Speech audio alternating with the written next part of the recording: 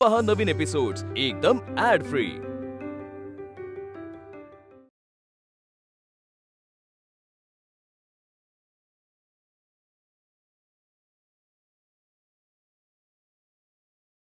घरातले इतर कोणीही पुरुष कितीही चुकले तरी त्यांना शिक्षा होत नाही, आम्हा बायकांनाच का शिक्षा होते? तुझ्या प्रश्नांची उत्तरं फारच गुंतागुंतीची आहेत, ठाऊक असली तरी ती देण्याचे धाडस माझ्यात नाही। पण तुझे आजोबा म्हणजेच माझे तीर्थरूप, त्यांच्यात हे धाडस होते। कधी कधी मला वाटते की त्यांचेच गुण उतरलेत तुझ्यात। असो, झोप बाळा, खूप उशीर झाला।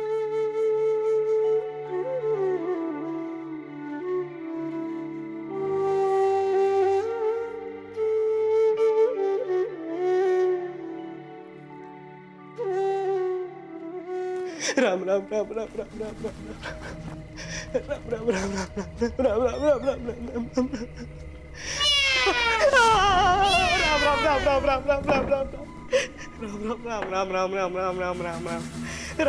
राम राम राम राम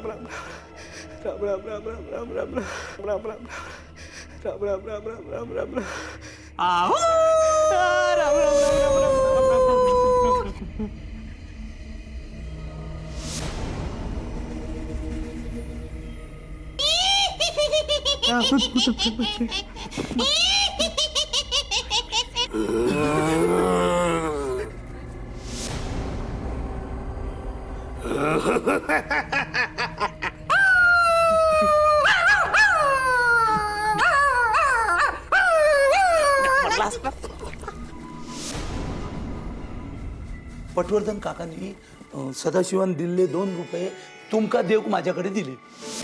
सदाशिवाने पटवर्धनांना दिले? होय। आता हे काय नवीन? आता ही माझी दयावून त्याने 2 रुपये दिले मला। ही बाब त्र्यंबक खोतांच्या कानी केली तर सदाशिवाचं काही खरं नाही। तर बारकू, हे पैसे तू सदाशिवाच्या आईच्या हाती नेऊन दे।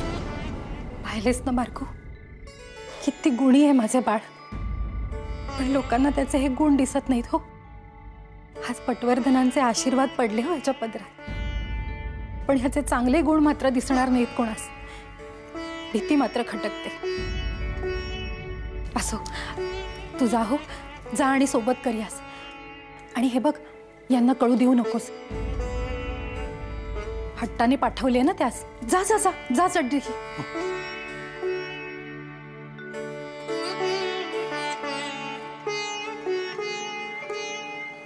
माझं गुणाचं बाळते। भीमरूपी मारुद्रा वज्रहनुमान मारुती वनारी अंजनी सुद्धा रामदूत मंजना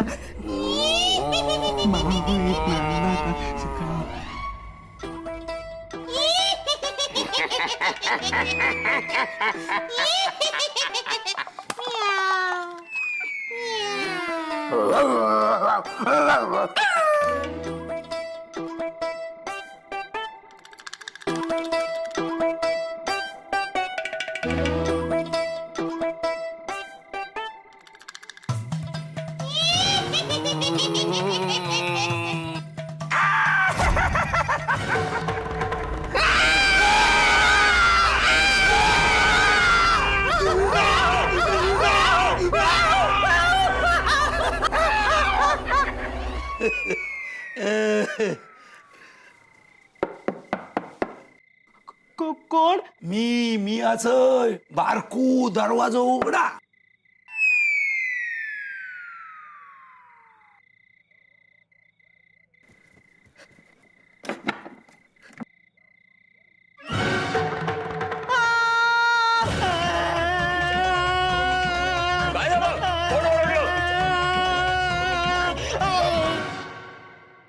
अहो कुणी नाही, उंदीर ओरडला असेल, झोपा। उंदीर कसा ओरडेल? ऐकलं? असा ओरडतो उंदीर, कळलं? झोपा आता, पुरे झालं। झोपा नाही तर पुन्हा ओरडेल।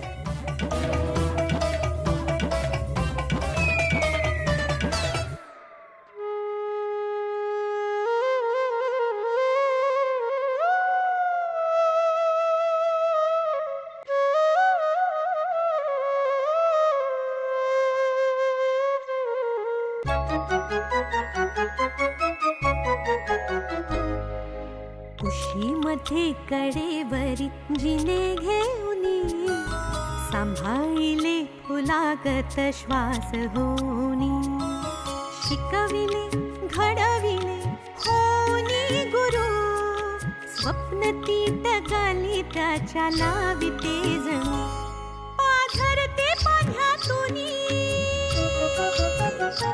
साद आई आई आई वात्सल्याचा पारिजात उभा अंगणी ऊनही मागते जिची सावली यशोदा यशोदा माय माऊली.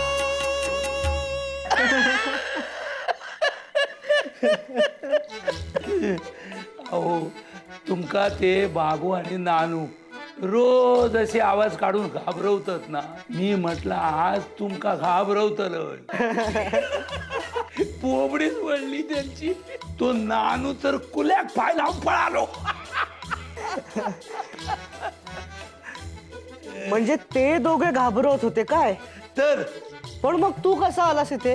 अहो तुमका हय एकल्याक झोपोक पाठयल्यानी आईचो जीव गलबललो तुमच्या. नाका म्हणाली त्याच्या सोबतीक जाशात काय, म्हटलं जाणार आणि म्हणा निलं. बरा तुम्ही निजा आता, नवीन जागेत झोप नाही लागायची पटकन, पण मी अंगाई घातय ना तुमच्यासाठी. चालेल. झोपा. चांदोबा खिडकीतून दिसला, चांदोबा खिडकीतून दिसला, बाळ झोपाया लागला. नको ना रे बारकू काका, झोप उडेल माझी तुझ्या भयंकर अंगाईने. काय म्हणता? मग तुझा रंगवलेला चेहरा भयंकर आहे का तुझी अंगाई भयंकर आहे हे ठरवताच येत नाही मला.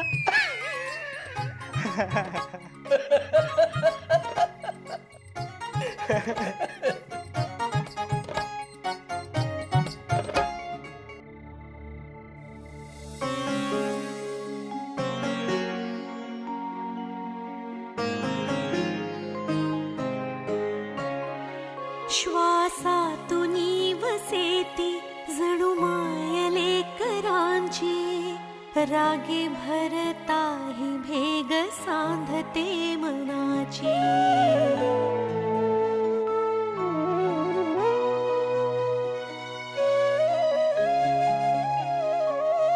ममतेचे पांघरुण घालिते जगाला अंगाईची बगोड लाभते मनाला. ज्यास मिळे अशी आई साता जन्मांची पुण्याई तिच्यासाठी थांबलेत देवरावळी. त्यागाची कथा ही मंत्र जाहले यशोदा यशोदा माय माऊली. सुख खुपताय मला सुख. पदर फाटेल ना एवढं सुख होतलंय देवानी माझ्या पदरात. आणि तुला काय करायचंय? तुला आहे ना सगळे नीट. तुला स्वयंपाक येत नाही याचंही सगळ्यांना कौतुकच, पण माझ्या सुगरणपणाची कोणी दखलही घेतली नाही. तू अंगणभर हुंदडत राहिलीस आणि मी माडीवरच्या खोलीत नकोशीच होते मी सगळ्यांना. आयुष्यात एकासाठी जे बरोबर ते दुसऱ्यासाठी चूक असू शकते, म्हणून कोणासही चूक ठरवण्यापूर्वी 4 वेळा विचार करावा हो.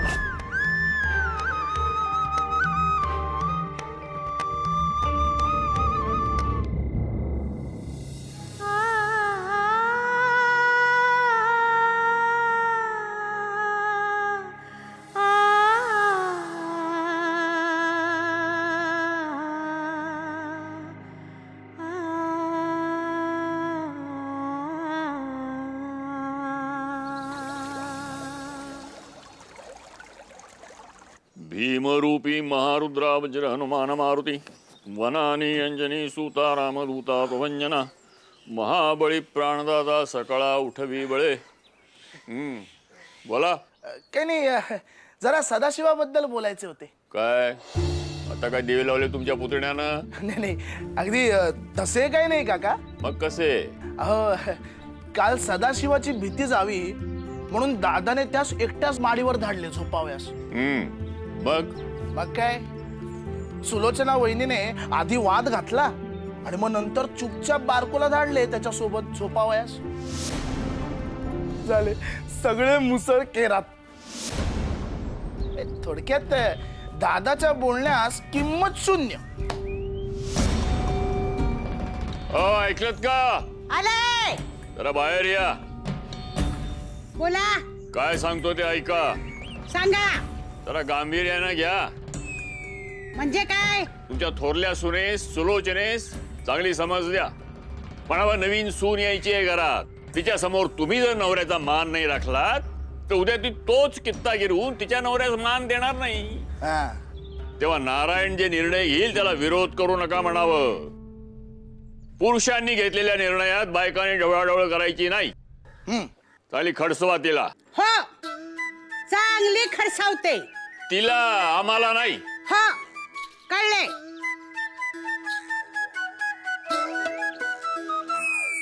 रघुनाथा, राम प्रहरी जरा चांगल्या गोष्टी कानी घालाव्यात.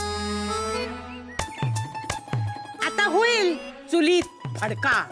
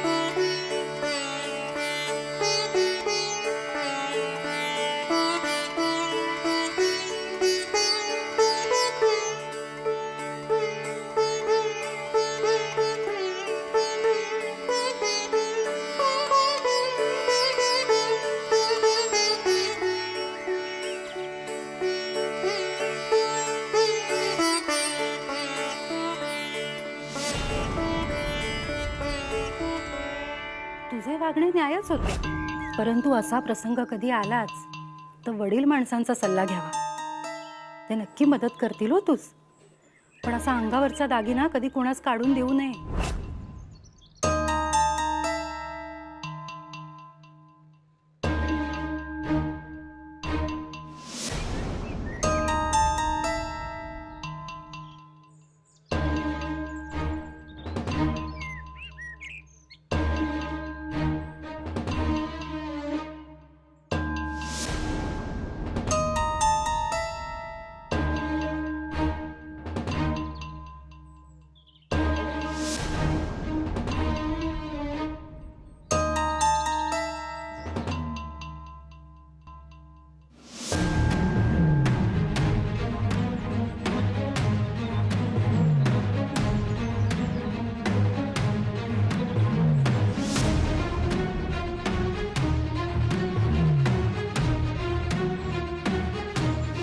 दापोलीस जात आहात ना, म्हणून शिदोरी दिली बरोबर.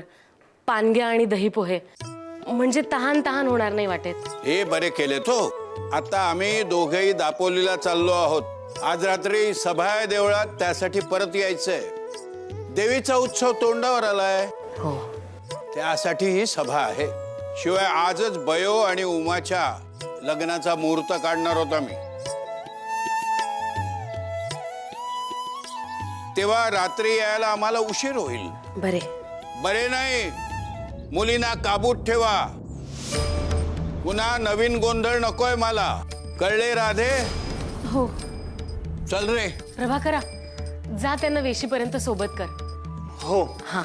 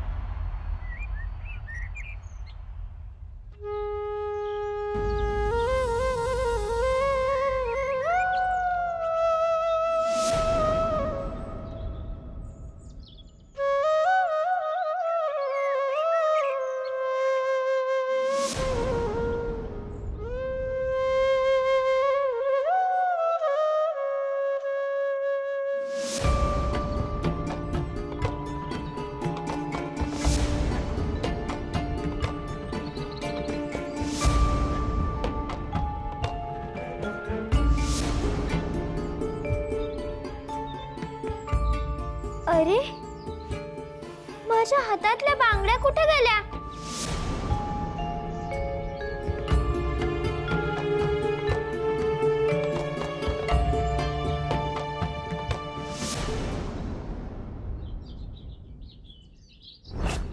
मला वाटले मला स्वयंपाकातले काहीच येत नाही. पाहते तर काय मला खूप काही येते, पण यांना साधी चूल सुद्धा पेटवता येत नाही. जरा शिकवायला हवे यांना. तेवढीच तुमच्या आईला मदत तरी होईल ना. पुण्यास असताना मनात काही बाई अंधुक तरळत असे. बयोस भेटल्यावर तेच चित्र ठळक दिसू लागले आहे.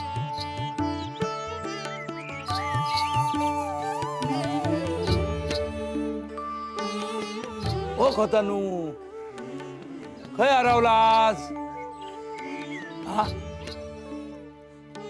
या काय बाबा, खोतांका चिमटो काढल्याशिवाय जाग्यावर येऊचे ना. ओ खोतानू, खय हरवलात खोतानू? खोत नको रे म्हणू बारकू काका, मला नाही व्हायचे खोत. बाबू नानू बघतील काय ते. आता खोताच्या पुतण्या खोत नाही म्हणणार तर आणखीन काय म्हणायचा? नाही, मला नाही करायची वसुली. आता नाही करूचा ना, नका करू, रवाने. पण मग तुमका होऊचा काय? ते माहित नाही, पण बयोचा नवरा नाही व्हायचंय नक्की. का बुवा? कारण मी बयोच्या लायक नाही. आता हो साक्षात्कार कधी झालो?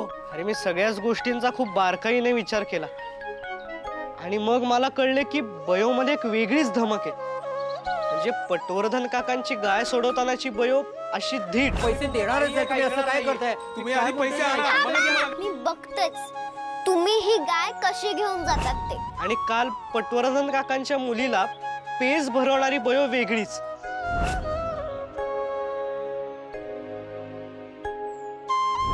म्हणजे एक धीट हट्टी तर दुसरी मऊ मनी मायेचा पाझर असणारी. या अशा व्यक्ती विरळच. म्हणजे पुण्यात जाऊन फायदा झालो, पुण्याचा पाणी लागला. आता शिकून सवरून तुम्ही विचारी झालात. ते काय माहित नाही, पण तुला एक सांगू का बारकू काका, मुंबई पुण्याला आता वातावरण बदलत चालले आहे. महादेव रानड्यांनी आपल्या अशिक्षित बायकोस घरच्या घरी शिकवले आणि ज्योतिबा फुल्यांच्या बायकोने शेणाचा मारा सहन करून मुलींना शिक्षण देण्याचे व्रत घेतले आहे. तिकडचे वारे इकडे यायला वेळ लागेल बारकू काका, पण आपल्या घरात त्या मुलीसाठी पोषक वातावरण नाही. तेव्हा बयोचा विवाह मुंबई पुण्यातील एका घराण्यात झाला तर त्यांच्या पुरोगामी विचारांना खत पाणी मिळेल आणि त्यांचा योग्य मार्गाने प्रवास सुरू होईल. ज्या म्हणजे या काकेत कळसो आणि गावाक वळसो असा झाला. अहो तुम्ही इतकं बारीक विचार केल्या तर तुमच्याशिवाय बयोच्या आयुष्यात इतक्या चांगला वळण कोण लावतलो? तेव्हा तुम्ही असा करा, माझ्या अडाण्याचा ऐका, तुम्हीच तिचा हात धरा आणि आता ही जी काय थोरा मोठ्यांची नावं घेतल्यात ना त्यांच्या वाटेन तिका घेऊन जावा. त्याच खरा आयुष्याचा सार्थक. काय समजला?